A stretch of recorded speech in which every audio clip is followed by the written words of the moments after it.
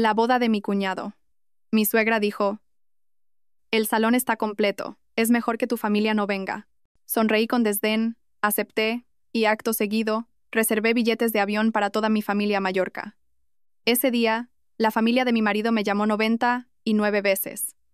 La voz de mi suegra era un manojo de pánico. La cena de esa noche, como de costumbre, transcurrió en un ambiente bastante silencioso en casa de mis suegros. Mi suegra, Carmen, siempre exigía que todos estuviéramos presentes en la cena. Lo consideraba una norma de buena educación familiar.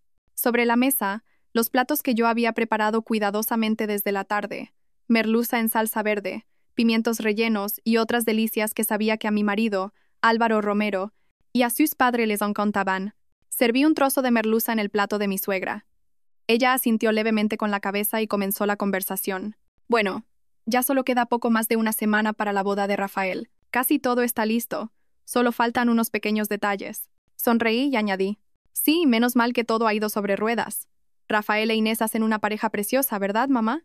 Álvaro, que estaba engullendo una gran porción de arroz, asintió con la cabeza. Es verdad, mamá.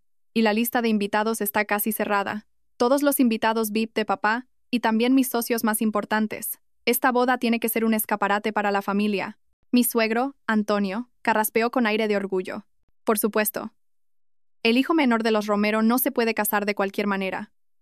El Gran Hotel Imperial es el lugar más lujoso de Madrid. Hay que demostrarle a la gente cuál es la posición de nuestra familia. El ambiente era alegre, y yo me sentía feliz por mi cuñado. Me giré hacia Álvaro para preguntarle si necesitábamos ir de compras este fin de semana para el gran día, cuando de repente él me miró con una expresión vacilante. Su voz se hizo un poco más baja, pero lo suficientemente audible para que todos la oyeran. Sofía, cariño, hay algo que quería decirte. Lo miré, presintiendo que algo no iba bien en su mirada. Claro, dime. Álvaro dejó los cubiertos, miró a sus padres como buscando su aprobación y luego se volvió hacia mí. Verás, la mayoría de los invitados a la boda de Rafael son socios de negocio importantes de mi padre y míos. Ya sabes, gente con poder e influencia. Vienen también para ver a nuestra familia. Por eso, he pensado que quizás esta vez sería mejor no invitar a tus padres ni a tus tíos. ¿Qué te parece? Cada palabra que Álvaro pronunciaba era como una aguja clavándose directamente en mi corazón. Me quedé helada. Los cubiertos casi se me caen de las manos. El aire en el comedor se volvió denso y pesado. Mi suegra intervino rápidamente, con una voz falsamente dulce. Ay, Sofía, no malinterpretes a Álvaro. Él solo lo dice por el bien de la familia. Los invitados de Antonio son todos directores y presidentes. Tus padres son gente sencilla, y en un lugar tan lujoso quizás no se sentirían cómodos. Y tus tíos, si se les escapa algún comentario fuera de lugar, podría dañar la imagen de la familia. Escuché cada una de sus palabras. No era un consejo, era un insulto envuelto en azúcar. En 3 años como su nuera, me había acostumbrado a que la familia de mi marido menospreciara mis orígenes humildes. Mi padre era un maestro jubilado. Mi madre tenía un pequeño puesto en el mercado de maravillas. Comparado con la familia de empresarios de Álvaro, era como el día y la noche. Pero nunca imaginé que llegarían a tratar así a mi familia en un día tan feliz para su propio hijo. Miedo a que les hicieran pasar vergüenza. Así que, a sus ojos, mis padres, las personas que me dieron la vida, eran una deshonra. Levanté la vista hacia Álvaro, el hombre al que amaba y con el que me había casado. Evitó mi mirada, con un gesto de incomodidad, pero sin ninguna intención de retractarse. Tomó mi silencio como un sí. Me alegro de que lo entiendas. Somos una familia, tenemos que pensar los unos en los otros. Venga, come, que se enfría la cena. El bocado que tenía en la boca se volvió amargo como la hiel. Se me hizo un nudo en la garganta y no pude tragar. Dejé el plato y los cubiertos, intentando mantener la voz lo más calmada posible. Sí, lo entiendo, ya he terminado. Con su permiso, subo a mi habitación. Me levanté, musité un con permiso y subí rápidamente las escaleras. No quería que vieran las lágrimas que estaban a punto de brotar. Al cerrar la puerta de mi cuarto de un portazo, por fin me permití llorar. La frustración contenida durante 3 largos años estalló. Todo lo que había sacrificado por esa familia, mis ahorros, mis pagas extra, incluso el piso que compartíamos, pagado en su mayor parte con dinero que me dieron mis padres. Había intentado ser una esposa modelo, una nuera perfecta, solo esperando un poco de respeto a cambio. ¿Y qué recibía? Desprecio y esta humillación amarga. Las lágrimas rodaban por mis mejillas, pero dentro de mí, Otro fuego comenzaba a arder. Mi paciencia había llegado a su límite. Si me despreciaban, les mostraría las consecuencias. Me sequé las lágrimas. La debilidad desapareció, reemplazada por una fría determinación. Abrí la aplicación de vuelos en mi móvil. Destino: Mallorca. Fecha de salida: sábado, 28 de diciembre, justo el día de la boda de Rafael Romero. Número de billetes: 5. Para mí, para mi padre, mi madre, mi hermano Sergio y mi cuñada Marta. Ya era hora de que mi familia se tomara unas vacaciones, lejos de esta gente hipócrita. Tras confirmar la compra, llegó un mensaje de texto. Sonreí, una sonrisa gélida. Esta obra de teatro no la iba a protagonizar yo sola. A la mañana siguiente, con la excusa de visitar a mi familia, puse en marcha mi plan. Nada más verme, mi madre se preocupó. «Hija, ¿qué te pasa? ¿Tienes mala cara? ¿Ha ocurrido algo con tu familia política?» Forcé una sonrisa. «No es nada, mamá. Solo estoy un poco cansada por el trabajo de fin de año. No quería preocuparles todavía. Esperé a la comida del mediodía, cuando mi hermano Sergio y mi cuñada Marta también estaban presentes. Entonces, hablé con calma. Papá, mamá, Sergio, Marta, tengo algo que deciros». Todos dejaron de comer y me miraron. Respiré hondo y solté mi decisión. He comprado billetes de avión para que nos vayamos todos de viaje a Mallorca. Salimos el próximo sábado, por 5 días. Mi padre se sorprendió. ¿A Mallorca? ¿Por qué tan de repente? ¿Y no es el sábado que viene la boda de tu cuñado? Mi madre también se preocupó. Eso mismo, hija. Es un día muy importante para ellos. Si nosotros, los consuegros, no estamos, ¿qué van a pensar? Sabía que reaccionarían así. Les expliqué con calma toda la historia de la noche anterior, sin añadir ni quitar una coma, desde la actitud de Álvaro hasta las palabras despectivas de mi suegra. No lloré. Mi voz era monótona, pero cada palabra estaba cargada de dolor y humillación contenida. Al terminar, el ambiente en la casa se ensombreció. A mi madre se le llenaron los ojos de lágrimas, apenada por el sufrimiento de su hija. Mi padre, un hombre de paz toda su vida, endureció el rostro con ira. Mi hermano Sergio golpeó la mesa con fuerza. ¡Qué cabrones! ¿Toda esa familia se atreve a tratar así a mi hermana? Papá, mamá, la decisión de Sofía es la correcta. No tenemos por qué ir a esa boda para que nos humillen otra vez. Claro que nos vamos de viaje. Mi cuñada Marta me cogió la mano para consolarme. Sofía, has aguantado mucho. Haz lo que creas correcto. Tu familia siempre estará a tu lado. Mi padre permaneció en silencio un buen rato. Me miró con una mezcla de pena y orgullo. Su voz sonó grave. Lo siento, Sofía. Es culpa nuestra por no haber tenido más para que no tuvieras que pasar por esto con ellos. Negué con la cabeza rápidamente. No es vuestra culpa. Nunca me he avergonzado de mi familia. Solo estoy decepcionada por haber elegido al hombre equivocado. Este viaje es para que todos disfrutemos, para compensar la amargura que he tenido que tragar. Consideradlo una invitación de vuestra hija. Finalmente, toda mi familia estuvo de acuerdo. La preocupación inicial se transformó en rabia y un apoyo incondicional hacia mí. Mi madre se secó las lágrimas y empezó a hablar con entusiasmo sobre qué ropa llevar. Mi hermano buscaba lugares que visitar en Mallorca. Ver las sonrisas en los rostros de mis seres queridos me confirmó que mi decisión era la correcta. Esto no era solo un viaje, era una declaración de intenciones. Una declaración de que Sofía García y su familia no eran personas a las que se pudiera pisotear fácilmente. Nuestro orgullo no estaba en venta. Este viaje a Mallorca era el primer paso hacia mi liberación. El miércoles por la noche, a solo 3 días del gran evento, volví a casa de mis suegros después del trabajo. Al entrar en mi habitación, vi a Álvaro sentado en la cama, con el ceño fruncido. A sus pies, la maleta que yo había preparado estaba abierta de par en par, con la ropa esparcida por todas partes. Sabía que lo había descubierto. «Explícame qué es esto. ¿A dónde piensas ir?» Se levantó de un salto. Su voz era acusadora. Dejé mi bolso tranquilamente y empecé a recoger la ropa, doblándola con parsimonia. «Como puedes ver, me voy de viaje». «¿De viaje? ¿Estás loca?»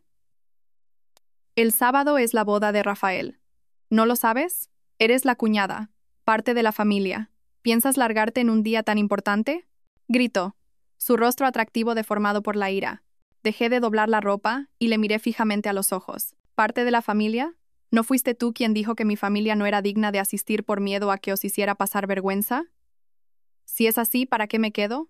¿Para ser una bonita marioneta que sonríe y da la bienvenida a los invitados, fingiendo que nuestra familia es perfecta y feliz?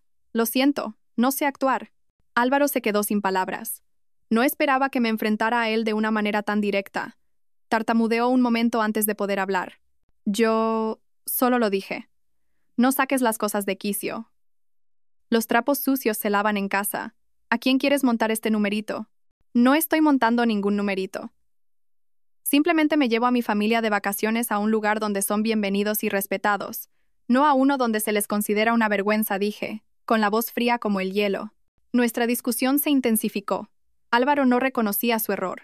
Solo repetía una y otra vez la misma palabra, las apariencias. Las apariencias de él, de su familia.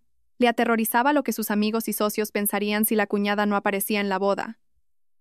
Su egoísmo me daba asco. En ese momento, sonó su teléfono. Miró la pantalla, su rostro cambió y contestó rápidamente, apartándose a un rincón para susurrar. Aunque hablaba bajo, pude oír algunas frases. ¿Raquel? Sí, lo sé. Tranquila, estoy buscando una solución. Te aseguro que lo tendremos todo antes de la boda. ¿Raquel? Fruncí el ceño. Raquel era la gerente de eventos del Gran Hotel Imperial, la persona que se encargaba directamente de la boda de Rafael. ¿Por qué le llamaba a Álvaro con ese tono de urgencia, como si le estuviera reclamando una deuda? Al ver que le miraba fijamente, Álvaro colgó apresuradamente. Se volvió hacia mí, su tono de voz cambió 180 grados. Se acercó, intentando cogerme la mano. Sofía, mi amor, antes me he calentado, no te enfades. Lo solucionaremos entre nosotros, no te vayas, por favor. Este cambio tan repentino me puso en alerta. Aparté mi mano. ¿Qué pasa? No es nada, solo que la empresa va un poco mal últimamente. Pero mi intuición me decía que no era tan simple. La llamada de Raquel tenía que ver con dinero. ¿Y por qué le llamaban a él y no a mi suegro, el organizador principal? Una idea cruzó mi mente como un relámpago. Mi paga extra de fin de año. Todos los años era muy generosa y acababa de recibir una cantidad considerable. ¿Acaso? Miré a Álvaro fijamente, mi voz se volvió afilada. El pago restante de 20.000 euros para el banquete. ¿Pensabais usar mi paga extra para pagarlo, verdad? El rostro de Álvaro se quedó pálido. El pánico en sus ojos lo delató todo. Tartamudeó, incapaz de articular palabra. ¿Cómo lo sabes? Así que era cierto. Detrás de la humillación había un sucio plan financiero. No solo despreciaban a mi familia, sino que también planeaban robar el dinero que yo había ganado con el sudor de mi frente. La ira explotó dentro de mí. Solté una carcajada, una risa amarga. Álvaro Romero, tú y tu familia sois increíbles. Queréis mi dinero, pero despreciáis a mi familia. ¿No os parece que sois demasiado avariciosos y descarados? El primer enfrentamiento había revelado parte de la verdad, pero sabía que esto no era todo. El reconocimiento silencioso de Álvaro fue la mecha que prendió la pólvora. Mi furia era tal que ya no me importaba guardar las apariencias. Abrí la aplicación del banco en mi móvil y entré en la cuenta conjunta. El historial de transacciones era claro como el agua. Una transferencia de 20.000 euros redondos había sido realizada 3 días antes. El destinatario, Antonio Romero, mi suegro. Le puse la pantalla del móvil delante de la cara a Álvaro. ¿Y esto qué es? Explícame por qué transferiste 20.000 euros de la cuenta conjunta a tu padre sin decirme una palabra. Álvaro miró la pantalla, sin una gota de sangre en el rostro. Retrocedió unos pasos, con la boca abierta, incapaz de encontrar una excusa. Continué, mi voz clara y dura, cada palabra un cuchillo contra su falsedad. Déjame adivinar, tú y tu familia lo teníais todo planeado. Sabíais que iba a recibir mi paga extra, así que no dudasteis en reservar una boda por todo lo alto para tu hermano, para quedar bien.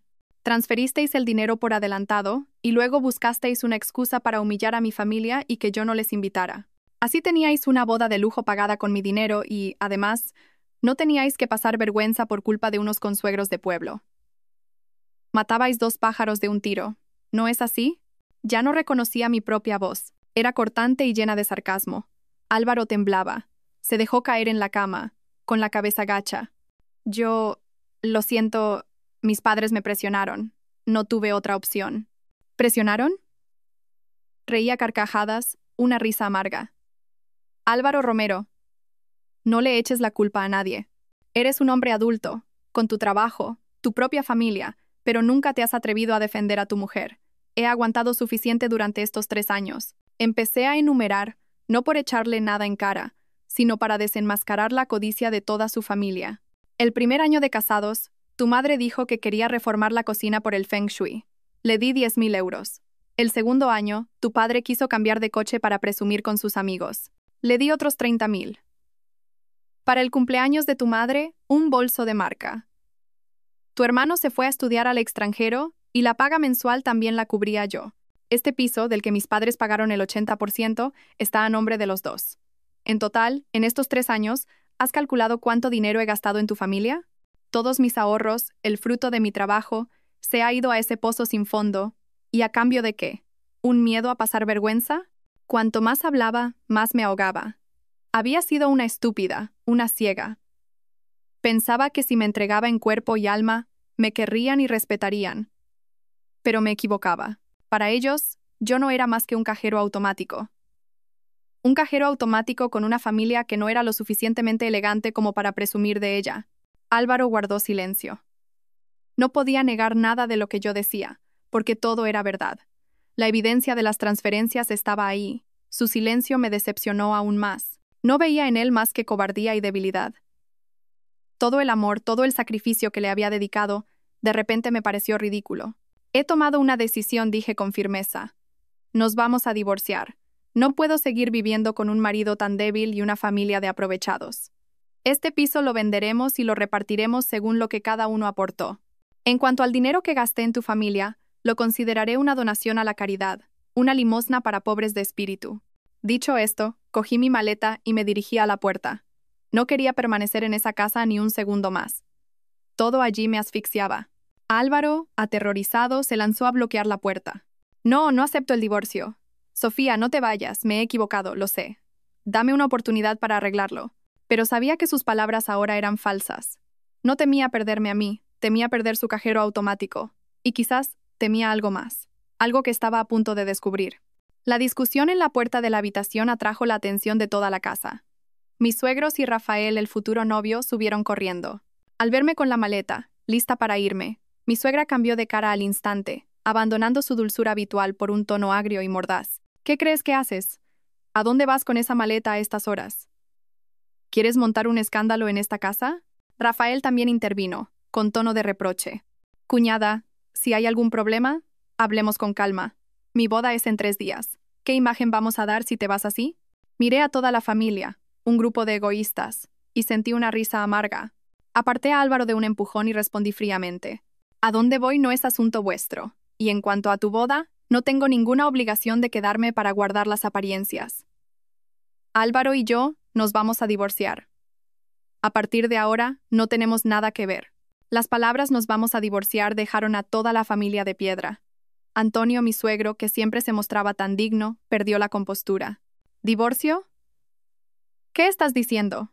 ¿Sabes lo que dices? ¿Qué tiene de malo mi hijo para que pidas el divorcio? Pregúnteselo usted a su maravilloso hijo, a ver qué ha hecho, repliqué sin reparos. El enfrentamiento se volvió increíblemente tenso. Empezaron a culparme de todo. Que si era una nuera desagradecida, una esposa desconsiderada, que montaba un escándalo por una tontería, destruyendo la felicidad familiar. Su verdadera cara, fea y descarada, por fin había salido a la luz. Al ver que no podían convencerme con palabras, Rafael, mi cuñado, de repente sacó algo que nunca hubiera esperado. Sacó un papel del bolsillo y me lo arrojó. Lee esto, y luego decide si te vas o no. El papel cayó a mis pies. Era un informe de análisis de una clínica ginecológica, y el nombre de la paciente era el mío, Sofía García. Resultado: embarazo, 6 semanas. Mi mundo dio un vuelco. ¿Estaba embarazada? ¿Cómo no me había dado cuenta? Era cierto que últimamente me sentía cansada, sin apetito, y mi periodo se había retrasado, pero lo había achacado al estrés de fin de año. Nunca pensé que pudiera estar embarazada.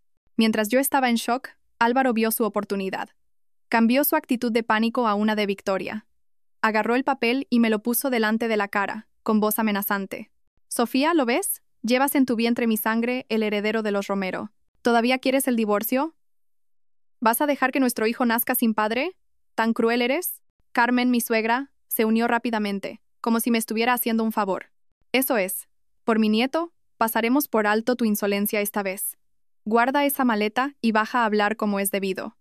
No hagas nada que pueda afectar al embarazo. Habían jugado su última carta. Resulta que ya sabían que estaba embarazada.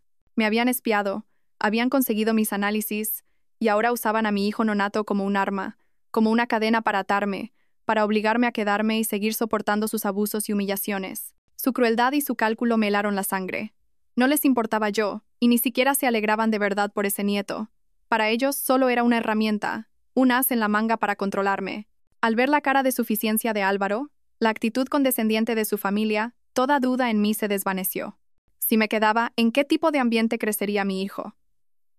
¿Qué aprendería de un padre cobarde, una abuela avariciosa y una familia llena de intrigas? No. No podía permitir que mi hijo sufriera una vida así. Miré a Álvaro y a toda su familia. No grité, no discutí más. Mi voz era extrañamente tranquila. Este bebé es mi hijo. Lo criaré yo sola. En cuanto al divorcio, nada ha cambiado. Dicho esto, sin dudarlo un instante, arrastré mi maleta, pasé entre ellos y salí por la puerta que me había aprisionado durante 3 años. Sus gritos e insultos resonaban a mi espalda, pero no me di la vuelta.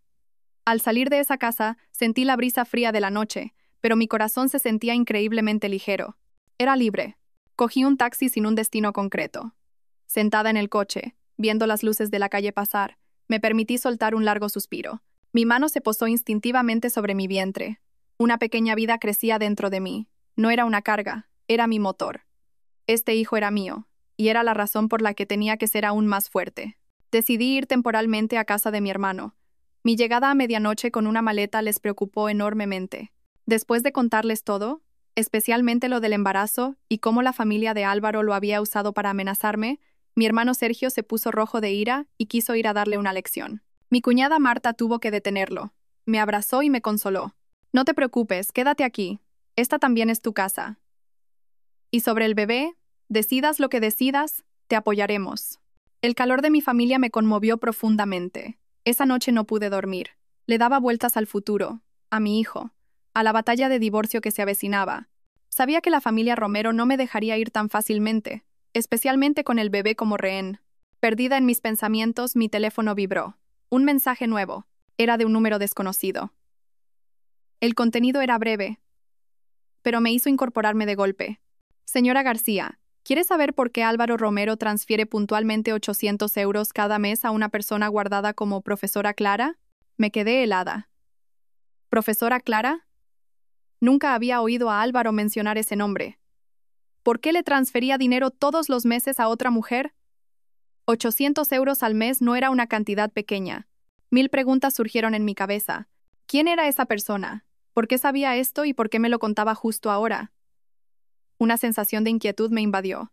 Mi instinto me decía que detrás de ese mensaje había una verdad aún más terrible de lo que ya sabía. El engaño de Álvaro no se limitaba al dinero y la cobardía. Mis dedos temblorosos teclearon una respuesta. ¿Quién es usted? ¿Por qué me dice esto? A los pocos segundos llegó la respuesta. Soy alguien que quiere ayudarla a conseguir justicia. Si quiere saber la verdad, reúnase conmigo mañana a las 9 en el Café Gijón. Venga sola.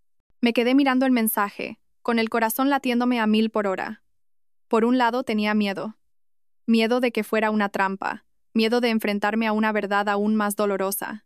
Pero por otro, la curiosidad y el deseo de conocer toda la verdad sobre el hombre que una vez amé me impulsaban.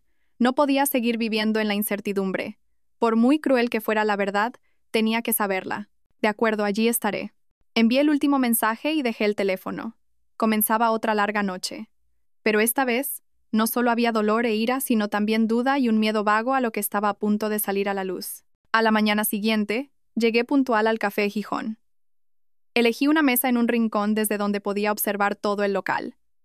Mi corazón latía deprisa, una mezcla de nervios y expectación. No sabía a quién iba a encontrarme. A las 9 en punto, un hombre alto, con camisa blanca y pantalones oscuros, entró en el café. Miró a su alrededor y se dirigió directamente a mi mesa. Buenos días, Sofía García. Soy Marcos, dijo, extendiendo la mano con voz grave y educada. Le estreché la mano, manteniendo una actitud cautelosa. Hola. Usted es quien me envió el mensaje. Asintió y se sentó frente a mí. Sí, soy detective privado. La palabra detective me sorprendió. ¿Por qué un detective me buscaba a mí? ¿Quién le había contratado? Como si leyera mis pensamientos, Marcos continuó. No se preocupe, no tengo malas intenciones. La persona que me contrató no es su marido, sino alguien que también tiene cuentas pendientes con él. ¿Quién? Pregunté directamente. Marcos no respondió. En su lugar me entregó una delgada carpeta. Mire esto primero. Abrí la carpeta con manos temblorosas. Dentro había extractos bancarios de la cuenta de Álvaro Romero. Tal y como decía el mensaje, cada día 5 de mes, una transferencia de 800 euros se enviaba a una cuenta a nombre de Clara Vega. Esta operación se había repetido durante casi 3 años, comenzando pocos meses después de nuestra boda. El nombre Clara Vega me oprimió el pecho. Lo recordaba. Era el nombre de la novia de Álvaro en la universidad. Había oído que tuvieron una relación muy intensa, pero que rompieron sin un motivo claro justo antes de graduarse. Álvaro nunca me había dado detalles, solo decía que era cosa del pasado. Profesora Clara es Clara Vega, dije, mirando a Marcos con voz temblorosa. Él asintió. Exacto. La señorita Clara Vega es actualmente profesora de infantil en el colegio privado El Ruiseñor. Su marido la guardó en su agenda con ese nombre, probablemente para no levantar sospechas. La cabeza me daba vueltas. ¿Por qué Álvaro le pasaba tanto dinero a su exnovia cada mes durante casi 3 años? ¿Qué había pasado entre ellos? ¿Acaso seguían viéndose a mis espaldas? Una avalancha de preguntas dolorosas inundó mi mente. Resulta que durante todo mi matrimonio no solo me habían utilizado económicamente, sino que también me habían traicionado. Álvaro me había estado engañando sistemáticamente. ¿Por qué? ¿Por qué tiene usted esto y por qué me lo da a mí?, pregunté, intentando mantener la calma, pero con la voz rota. Marcos me miró con cierta compasión. Como le dije, alguien me contrató para investigar la relación entre su marido y la señorita Vega. Al obtener los resultados, esa persona decidió que usted debía saber la verdad. ¿Creen que solo usted puede darle a Álvaro Romero la lección que se merece? ¿Quién es esa persona?, repetí la pregunta. Esta vez, Marcos no la esquivó. Me miró fijamente y pronunció un nombre que me dejó completamente atónita. Ese nombre lo explicaba todo. Explicaba el rencor, la razón por la que querían desenmascarar a Álvaro. Y también abría una puerta a mi plan de venganza. Un plan que nunca pensé que llevaría a cabo. Pero antes necesitaba saber toda la verdad. Una verdad que, según Marcos, era aún más dolorosa de lo que acababa de descubrir. Una verdad aún más dolorosa, repetí las palabras del detective. Un mal presentimiento recorrió mi cuerpo. ¿Qué más hay que no sepa? Marcos, en silencio, me entregó otra carpeta, más gruesa que la anterior. La cubierta era blanca, sin título. Mis manos temblaban al tocarla, como si un peso invisible estuviera en cada página. Respiré hondo e intenté calmarme antes de abrirla. La primera página contenía varias fotos tomadas a escondidas. En ellas, Álvaro Romero jugaba alegremente en un parque con un niño de unos 3 años. El niño tenía el pelo ligeramente rizado, ojos grandes y una sonrisa radiante, y lo que me dejó sin aliento fue su cara. Era idéntico a Álvaro. Cada rasgo, desde la nariz hasta la boca y la mirada, era una versión en miniatura del hombre al que llamaba mi marido. Junto a ellos estaba Clara Vega, mirándolos con una ternura infinita. Parecían una verdadera familia de 3. Sentí que me asfixiaba, que la sangre se me helaba en las venas. Pasé a la siguiente página, y a la siguiente. Todas eran imágenes de Álvaro con Clara y el niño. Juntos en el supermercado, cenando en un restaurante acogedor, Álvaro llevando al niño sobre sus hombros. Esas imágenes felices eran como miles de cuchillos apuñalando mi corazón. Finalmente, llegué a la última página. Era un documento que ya me resultaba familiar.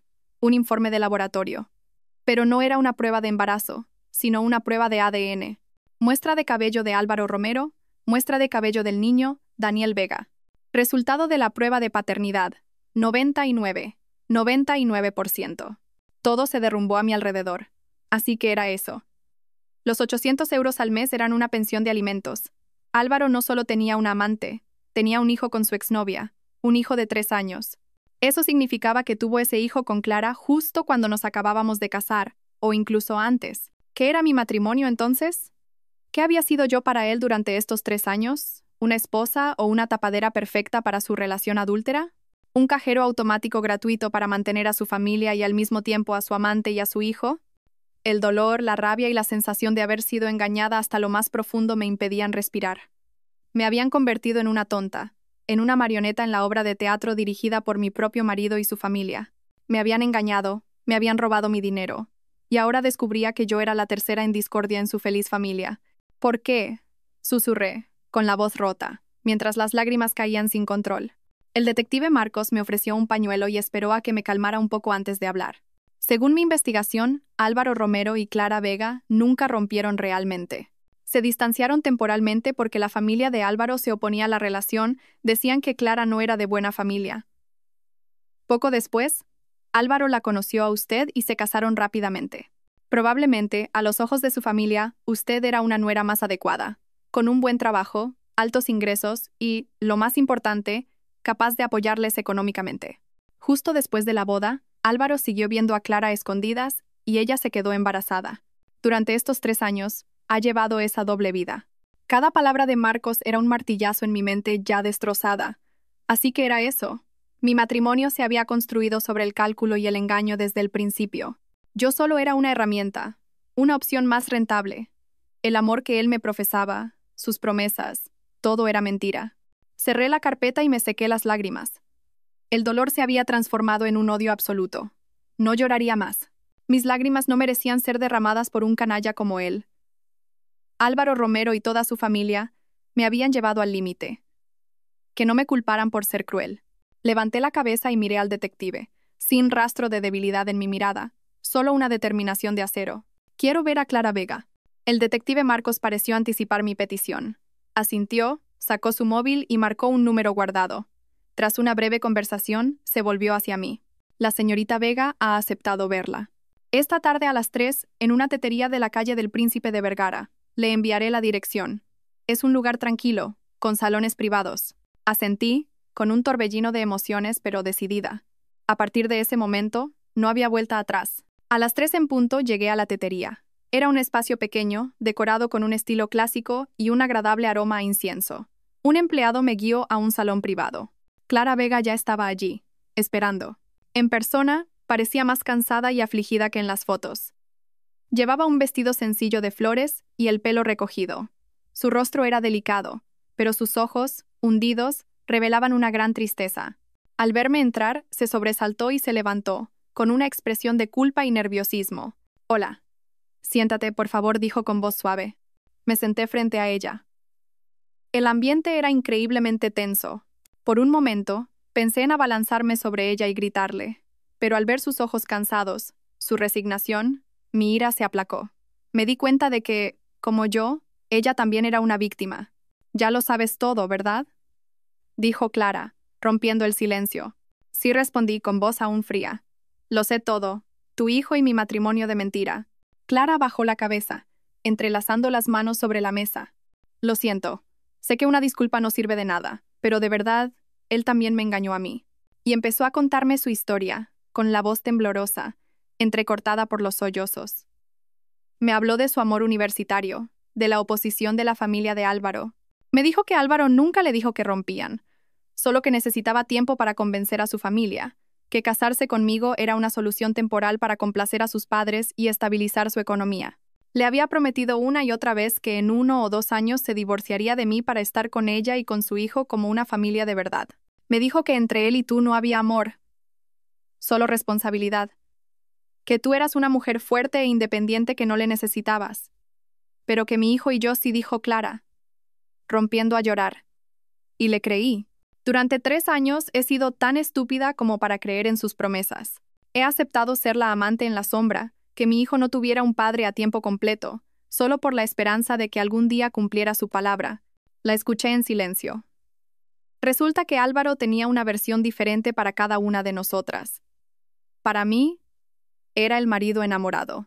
Para Clara, el hombre forzado a un matrimonio de conveniencia que buscaba volver a su verdadero amor. Había manipulado a 2 mujeres, convirtiéndonos en peones de su juego egoísta. Entonces, ¿por qué has decidido contarlo todo ahora?, pregunté, con la voz más suave. Clara se secó las lágrimas y su mirada se endureció con rabia. Porque no puedo más. Últimamente venía cada vez menos a ver al niño, y el dinero de la pensión llegaba tarde o incompleto. Y entonces me enteré de que su hermano se casaba en el Gran Hotel Imperial, una boda por todo lo alto.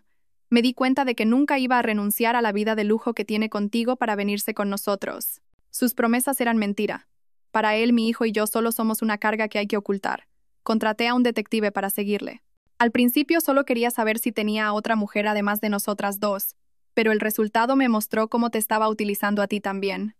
Supe que no podía quedarme callada. Si no hacía algo, mi hijo, tú y yo pasaríamos el resto de nuestras vidas siendo pisoteadas por él. La empatía creció en mí. Aunque en posiciones diferentes, ambas teníamos el mismo enemigo. Ambas habíamos sido engañadas y utilizadas por el mismo hombre. Nuestro dolor individual, al unirse, se convirtió en una fuerza poderosa. Miré a Clara a los ojos. ¿Qué es lo que quieres? Quiero que mi hijo sea reconocido legalmente, y quiero que Álvaro Romero pague por lo que ha hecho, respondió Clara con firmeza. Eso es exactamente lo que yo quiero también. De acuerdo, dije, te ayudaré, y tú me ayudarás a mí. Juntas, haremos que pague el precio más alto. Le extendí la mano. Clara me miró un instante y luego estrechó mi mano con la suya. Dos mujeres, la esposa y la amante, acababan de sellar una alianza. Una alianza forjada en lágrimas, engaños y un ardiente deseo de venganza. De vuelta a casa, recordé los 5 billetes de avión a Mallorca. Inicialmente, era un plan de rebelión silenciosa, una huida. Pero ahora todo era diferente. Esto ya no era solo mi problema, era una batalla por la justicia. Huir ya no era una opción. Tenía que quedarme. Quedarme para luchar, para desenmascararlo todo, para hacer pagar a quienes me habían herido. Lo primero que haría sería llamar a mi familia y decirles que el viaje se posponía. En lugar de disfrutar de playas de arena blanca, íbamos a presenciar una obra de teatro mucho más interesante. Tras aquel apretón de manos, Clara y yo pasamos horas en la tetería, planeando. La incomodidad inicial se había disipado, reemplazada por una determinación mutua. Ya no éramos rivales, éramos compañeras de armas. Nuestro único objetivo: desenmascarar a Álvaro Romero y a su familia en el lugar que ellos consideraban el pináculo de su estatus. La boda de Rafael. Tenemos que golpearles donde más les duele, empecé. Su imagen y su dinero. Clara asintió. Él y su familia valoran las apariencias por encima de todo. Si la boda de Rafael se cancela de forma humillante, será un golpe devastador para ellos. Con toda la información que teníamos, trazamos un plan detallado, paso a paso, frío y calculador. El primer golpe, dije, debe ser económico. Sé que deben al Gran Hotel Imperial los últimos 20.000 euros del banquete y cuentan con mi paga extra. Ahora que me he ido, estarán desesperados por encontrar el dinero. Tenemos que cortarles cualquier vía de financiación. ¿Cómo?, preguntó Clara. Tú eres la clave, la miré. Álvaro te debe dinero de la pensión de tu hijo. Es una deuda legal. Ve al hotel y habla directamente con la dirección. Hazle saber que su cliente, Álvaro Romero, es un padre irresponsable que debe la manutención de su propio hijo. Diles que sospechas que está usando ese dinero para una boda de lujo. Exige que el hotel cobre el pago completo antes de la ceremonia. Si no, como acreedora, amenázales con llamar a la prensa y montar un escándalo, diciendo que el hotel colabora con un hombre que elude sus responsabilidades paternales. Ninguna empresa de prestigio quiere verse envuelta en algo así. Los ojos de Clara se iluminaron. Entendió la estrategia. El hotel, para proteger su reputación, presionaría a la familia Romero. Segundo paso, continué. Las pruebas. Mañana mismo hablaré con mi abogado. Reuniré todos los extractos bancarios, facturas y documentos que demuestren el dinero que he gastado en esa familia durante 3 años. Calcularé hasta el último céntimo para que todo el mundo vea cuánto me han robado. La cifra no será de unos pocos miles de euros. Hice un cálculo rápido mentalmente. La reforma de la casa, el coche nuevo, los estudios de Rafael, la suma podría ascender a casi 150.000 euros. Una cifra que dejaría a todos boquiabiertos. Mientras tanto, prepara el certificado de nacimiento de Daniel y la prueba de ADN. Serán pruebas irrefutables, le indiqué a Clara. Entendido, asintió. Y el último paso, el más importante, dije, bajando la voz. La tormenta mediática. No basta con que lo sepamos nosotras, tiene que saberlo todo el mundo. Contactaré con algunos periodistas que conozco. No daré detalles, solo les filtraré que habrá una obra de teatro muy interesante en la boda del joven heredero de los Romero, relacionada con un matrimonio fraudulento y un hijo secreto. A los medios les encantan estas historias. Vendrán solos. Clara dudó un momento. ¿Y esto no afectará a Daniel en el futuro? Le seguí la mano. Entiendo tu preocupación, pero si no hacemos esto, tu hijo nunca será reconocido por su padre, y mi hijo nacerá en medio de un engaño. Hacemos esto no solo por nosotras, sino para reclamar justicia para nuestros hijos. Confía en mí, después de la tormenta, saldrá el sol. Tú y tu hijo tendréis una nueva vida, protegida por la ley, sin tener que esconderos. Mi determinación la convenció. Repasamos el plan una vez más. Clara sería la cara visible, la que generaría la presión económica y el shock inicial. Yo me quedaría en la sombra, recopilando pruebas y preparando el golpe de gracia. Cuando salimos de la tetería, el sol se estaba poniendo. Una brisa fría soplaba, pero dentro de nosotras ardía un fuego de rabia y esperanza. El telón de la gran farsa de Álvaro Romero estaba a punto de caer, y nosotras, las dos mujeres que él había pisoteado, escribiríamos el final. A la mañana siguiente, viernes, un día antes de la boda, nuestro plan se puso en marcha. Clara disparó el primer tiro. Se vistió con un traje profesional y serio. En una carpeta llevaba el certificado de nacimiento de Daniel, los extractos que probaban los pagos irregulares de Álvaro y algunas fotos de los tres juntos. No la acompañé, pero estuvimos en contacto por teléfono. Sabía que estaba nerviosa, pero el amor por su hijo le daba fuerzas. Ya estoy aquí. El hotel es enorme, muy lujoso, me escribió. Tranquila, le respondí. No estás haciendo nada malo. Solo reclamas lo que es justo para tu hijo. Sé directa y firme. Ellos tienen más que perder que tú. Un rato después, Clara me llamó susurrando pero emocionada. He conseguido hablar con Raquel, la gerente de eventos. Es la misma que llamó a Álvaro. Al principio parecía muy profesional, pero cuando le he enseñado los papeles, su cara ha cambiado por completo. Según me contó Clara, al principio Raquel se mantuvo distante, alegando que era un asunto privado. Pero cuando Clara mencionó las palabras prensa y reputación del hotel, la gerente no pudo seguir impasible. Le pidió calma. Le aseguró que lo verificarían. Pero que el Gran Hotel Imperial trabajaba con principios y no permitiría que su marca se viera manchada. La invitó a un despacho privado, le ofreció un té y escuchó toda la historia. El nombre de Daniel Romero en el certificado de nacimiento y su increíble parecido con Álvaro en las fotos la convencieron. Raquel le prometió que hablaría con la familia Romero de inmediato. Me ha dicho que, según el contrato, deben pagar todo antes de las 12 del mediodía de hoy. Si no, el hotel tiene derecho a cancelar el evento. Creo que ha funcionado, concluyó Clara. Respiré aliviada. La primera bomba había sido activada. Ahora, toda la presión recaía sobre mi antigua familia política. Mientras Clara desataba la tormenta en el hotel, yo pasé la mañana del viernes con mi abogado y amigo, Hugo. Su despacho estaba en una calle céntrica. Al escuchar toda mi historia, desde el abuso financiero y el engaño hasta mi plan de venganza, Hugo asintió en silencio, con el rostro cada vez más serio. Sofía, has aguantado demasiado, dijo al terminar. Legalmente, tienes todas las de ganar. El divorcio es un hecho. La cuestión es cómo recuperar lo máximo posible y hacer que paguen. Por eso he venido a ti. Necesito que me ayudes a documentarlo todo. Quiero una lista detallada que demuestre su verdadera cara. Nos pusimos a trabajar. Le di acceso a mis cuentas bancarias de los últimos 3 años. Revisamos cada transacción. Las transferencias a Antonio y Carmen. Las retiradas de efectivo para Álvaro. Las matrículas y mensualidades de Rafael. Hugo negaba con la cabeza. Te han tratado como si fueras una mina de oro. Mira esto, cada mes varias transferencias con conceptos como ayuda familiar o apoyo al negocio, nunca por menos de 1.000 euros. Miraba las cifras en la pantalla, sintiendo una mezcla de dolor por mi ingenuidad pasada y rabia por su codicia. Era el dinero que había ganado trabajando sin descanso.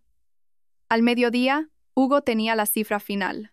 Descontando los gastos comunes razonables, la cantidad total que has destinado, directa o indirectamente, a la familia Romero en estos 3 años asciende a casi 150.000 euros. ¡150.000 euros!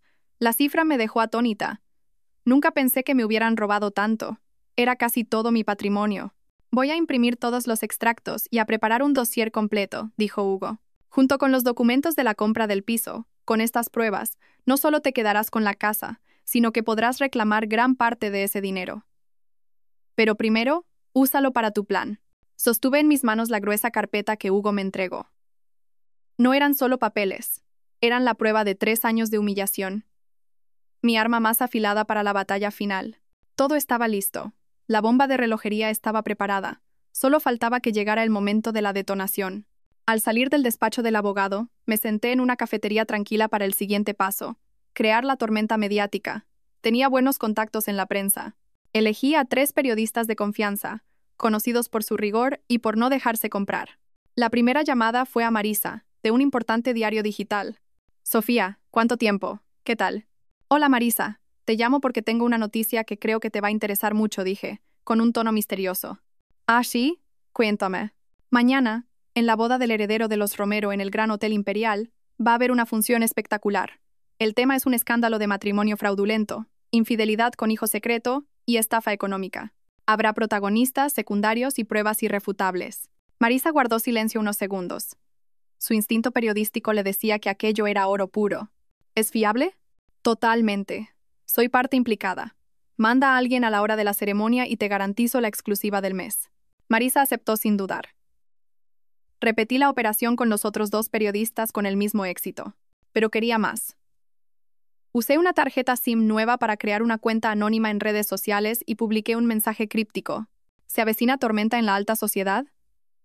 Dicen que la boda de mañana del joven R., hijo del empresario A.R., no será tranquila. Se rumorea que la cuñada S., que, brillante y guapa, ha sido estafada por la familia política para pagar la boda, y acaba de descubrir que su marido A.R. tiene un hijo secreto de 3 años. Lo mejor, la amante planea ir con el niño a la boda a reclamar sus derechos. Mañana palomitas en el Gran Hotel Primero. El post, con sus iniciales y detalles jugosos, se viralizó rápidamente. Varias cuentas de cotilleos lo compartieron. La historia empezó a correr como la pólvora, y el público comenzó a atar cabos. La tormenta estaba formándose. Tal y como esperaba, la explosión en el hotel provocó un terremoto en la familia Romero. Sobre las 11 de la mañana del viernes, mi teléfono empezó a sonar sin parar. El primero fue Antonio, mi suegro. Su voz, normalmente autoritaria, era un manojo de nervios y furia. «Sofía, ¿has sido tú? ¿Esa mujer que ha venido a montar un escándalo, la has enviado tú?» «No sé de qué me habla, señor. Usted y yo ya no tenemos nada que ver», respondí fríamente. «No fingas. ¿Quién si no? Te advierto, no juegues con fuego. Dile que se vaya y trae el dinero para pagar al hotel ahora mismo, o te arrepentirás». Su descaro me hizo querer reír. «No tengo ni un céntimo para ustedes. Además, estoy a punto de coger un avión. Que disfruten de la boda». Y colgué. La siguiente fue Carmen, mi suegra, llorando desconsoladamente. «Sofía, hija, ¿cómo puedes hacernos esto? Sé que estás enfadada, pero ¿por qué arruinar la boda de tu cuñado? Él no tiene la culpa. Vuelve, por favor. Estás embarazada, no es bueno para el bebé». Seguía usando a mi hijo como cebo. «No le llame su bebé. Es mi hijo, y nunca crecerá en una familia como la suya. Deje de actuar, estoy muy cansada». Y volví a colgar. El último fue Álvaro. Me llamó más de 10 veces. Finalmente contesté. Su voz era un lamento patético. «Sofía, te lo ruego, vuelve. Es culpa mía, todo es culpa mía. Haré lo que quieras, me arrodillaré si hace falta, pero sálvame. Mis padres me van a matar. El hotel nos exige el dinero. No tenemos de dónde sacar 20.000 euros ahora mismo. Ese es tu problema, no el mío». Al ver que sus súplicas no funcionaban, pasó a las amenazas. «No te pases de la raya. ¿Quieres que le cuente a todo el mundo la clase de mujer que eres, que abandonas a tu familia estando embarazada? No podrás volver a levantar la cabeza». Solté una carcajada. «Adelante. A ver a quién cree la gente. Si al marido infiel que estafa a su mujer o a la pobre esposa engañada. Por cierto, deberías mirar en internet.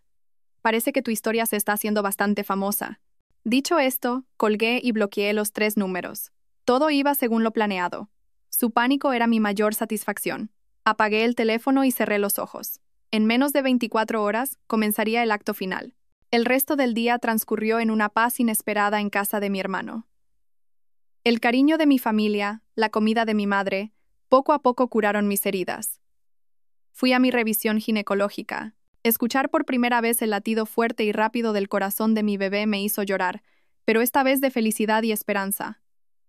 Era mi regalo, mi razón para ser fuerte. Llamé a Clara. Me contó que el hotel no dejaba de presionar a Antonio, amenazando incluso con demandarles. «Están sentados sobre carbones ardientes», dijo Clara, satisfecha. «Parece que Antonio ha intentado pedir dinero prestado, pero nadie le fía. Todos saben que su empresa va mal». Sonreí. Era el precio de su avaricia y su falsa apariencia. Por la noche, recibí un último mensaje de Álvaro desde otro número. «Sofía, sé que me odias, pero nuestro hijo no tiene la culpa. Piensa en él. Vuelve conmigo. Necesita una familia unida. Te prometo que te compensaré». Patético. Una familia unida construida sobre mentiras. Mi hijo no necesitaba un padre así. Borré el mensaje sin responder y apagué el móvil. Las súplicas llegaban demasiado tarde. Mañana iría a esa boda. No como esposa ni como cuñada. Iría como una mujer que reclama justicia para ella y para su hijo. Sábado, 25 de diciembre. El día que debería haber estado en Mallorca, estaba sentada en una cafetería de lujo frente al Gran Hotel Imperial.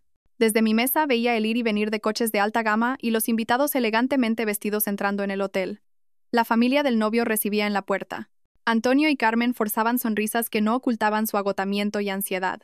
Álvaro, pálido, miraba a todos lados como si esperara una catástrofe. Parecían actores en el último acto de una tragedia. Bebí un sorbo de té, extrañamente tranquila. Había coordinado todo con Clara y los periodistas. Actuarían a la hora de la ceremonia. A las 11:30, la hora señalada, vi a Raquel, la gerente, acercarse a Antonio con 2 guardias de seguridad. Su rostro era severo. Era el ultimátum. La tensión se apoderó del vestíbulo. Los invitados que llegaban tarde se detenían a curiosear. Las sonrisas de mi suegro se congelaron. Mientras la familia Romero lidiaba con el hotel, un grupo de periodistas apareció, cámaras en mano. El caos se desató. Los invitados sacaban sus móviles. Antonio y Álvaro intentaban detenerlos, pero las preguntas caían como una lluvia torrencial. Señor Romero, ¿es cierto que la boda tiene problemas financieros? Señor Álvaro, ¿son ciertos los rumores de que tiene un hijo secreto? No sabían qué decir, y en ese momento apareció la protagonista. Clara Vega, con un sencillo vestido blanco, cruzó la calle con su hijo Daniel en brazos.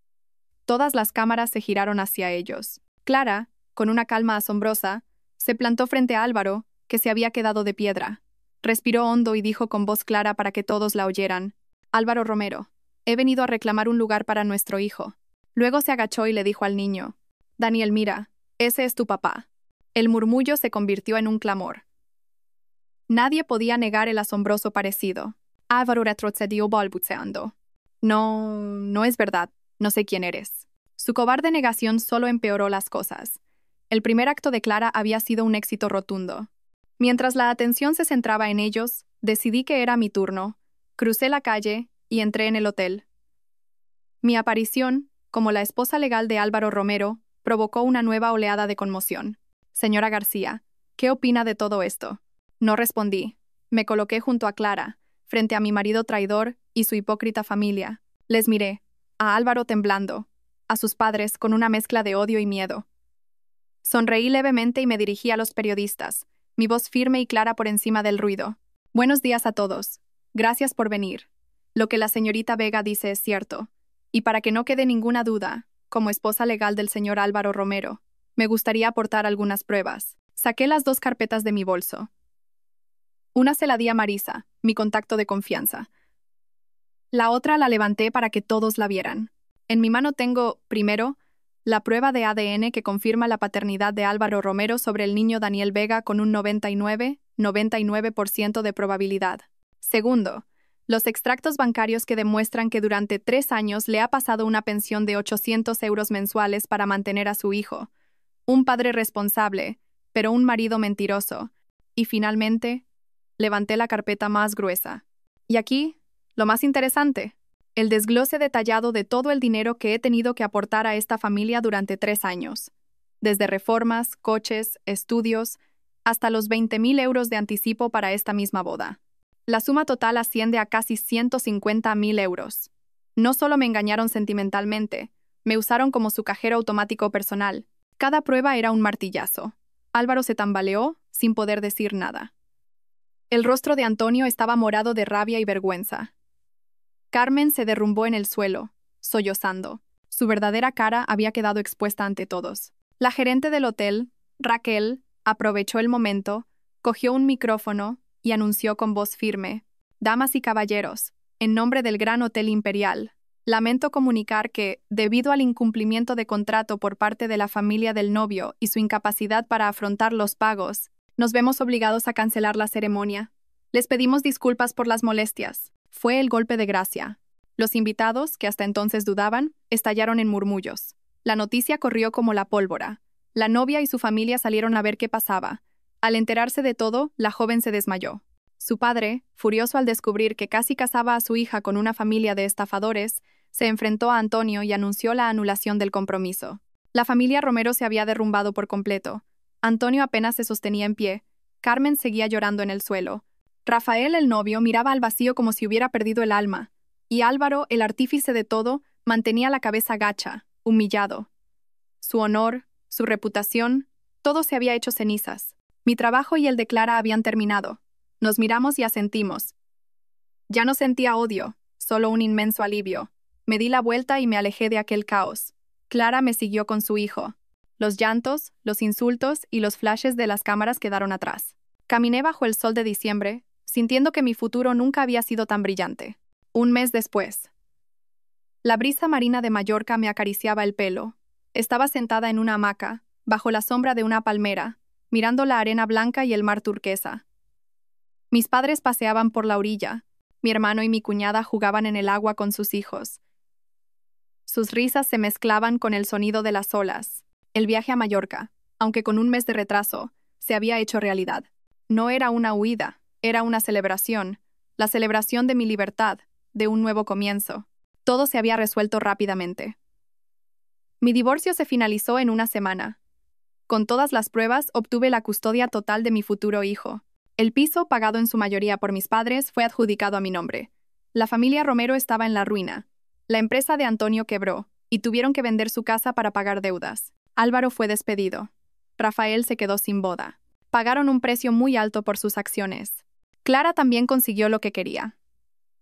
La justicia obligó a Álvaro a reconocer a su hijo y a pasarle una pensión adecuada. Aunque no tenía un marido, su hijo tenía un padre legal. A veces hablamos, como dos amigas que han sobrevivido a la misma guerra. Puse una mano en mi vientre, sintiendo la vida crecer. Decidí tener a mi bebé. No era el recuerdo de un error, era mi esperanza, mi futuro. Lo criaría sola, dándole la mejor vida posible, rodeado del amor de mi familia. Miré a mis seres queridos, felices a mi lado, y sonreí. Había perdido a un mal marido y a una familia tóxica, pero me había reencontrado a mí misma. Una Sofía García fuerte, libre e independiente. El pasado estaba cerrado. Un nuevo capítulo de mi vida, lleno de luz y alegría, estaba empezando. Aquí, en esta hermosa isla, había vuelto a nacer.